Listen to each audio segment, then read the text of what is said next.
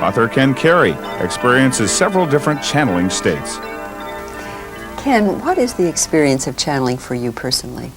Well, Barbara, for me, it's not a situation where I go into a trance and lose consciousness and allow some foreign or external entity to speak through my body. For me, it's more of a matter of relaxing all my self-images, my ideas, my concepts, my definitions, my forms of understanding. And in the process of relaxing, I find that there's a natural expansion of awareness until what I perceive is not seen as separate from what I'm perceiving through.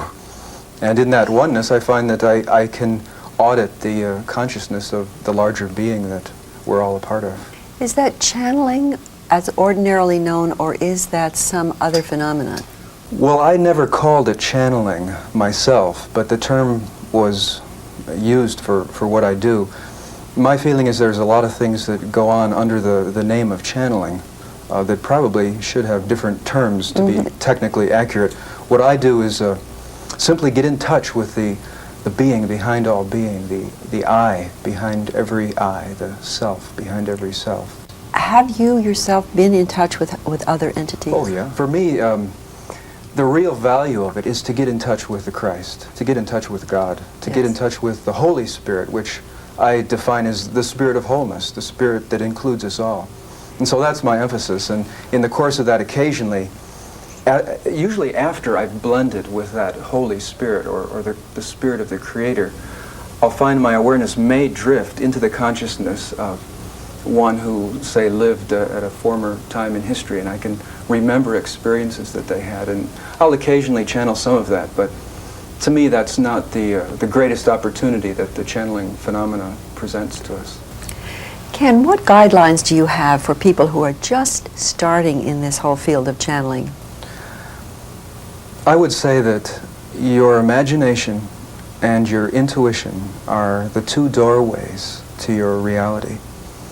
And in our exclusive dependence upon our five physical senses, which has been a fundamental part of why we've had a historical state of conflict, we've often forgotten our imaginative and intuitive ways of knowing things. And I would say to those that would like to communicate with this larger ground of being from which we've all sprung, with the larger field of being, the Creator, and bring through the voice of that Spirit, that if they are not able initially to do that, to go ahead and imagine, if you were God and someone asked you the question I just asked, what would you say? What creates everything that we perceive? What creates stars? What creates galaxies? If not divine imagination? And as an individual uses his or her individual subjective imagination to prime the pump and begin to say, well, if I were God, what would I say to myself? They begin to write and not judge what they're writing. And in a little while, suddenly something begins to click. And it's like the clutch engaging. And all of a sudden, they're writing or speaking into a tape recorder and finding that they're in touch with a source of wisdom that they perhaps never knew they had before, or never gave themselves permission to have before. And I find that that helps. Ken gives a fascinating, in-depth channeling workshop to record crowds. Jesus said, "Be ye perfect, even as the Father in heaven is perfect." I doubt that this would have been recommended if it was impossible. Perfection, as I see it, is accepting all things exactly as they are and doing one's best. So this process, which I'd like to share with you in a little bit here, is just the first beginning step toward reacquainting our egos with our true, eternal, spiritual nature.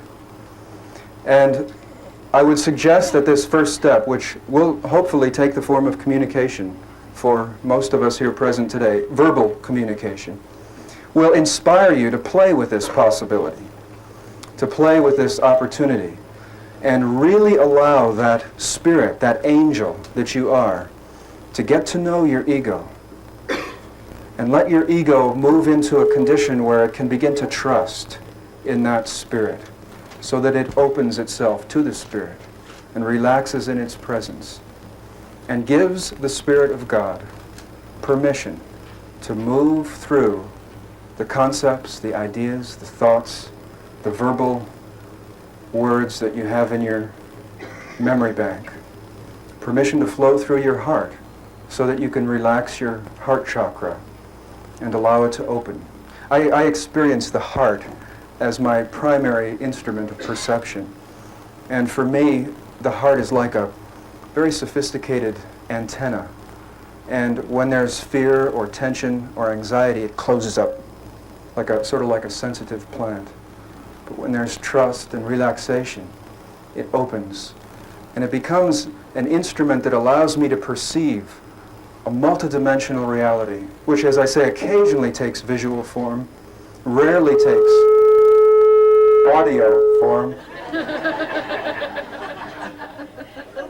but always takes a form that is every bit as meaningful and tangible as what I perceive with my five physical senses, as eternal spirit use to express ourselves in time. I'd like to ask you all to get your pencil and paper, your pen and paper ready. The way I want to approach this process is to take some time to go through a guided meditation. And at the end of this meditation, I'll suggest an appropriate moment. And you can pick up your pen and paper at that time and write the first thing that comes into mind. It's very important not to judge the material. It might not take the form that you expect and may be subtly demanding. Do not judge it. When the appropriate moment in our meditation comes, pick up your writing equipment and write the first thing that comes into mind. Let it flow. Don't judge it. I always begin a session of this kind of specific channeling by praying and ask God to guide you. Ask the Holy Spirit to fill your mind and heart. Bless the room you're in. And I assure you, you won't encounter any spirit but your own, and the spirit that's designed to fill you. There still can be some fear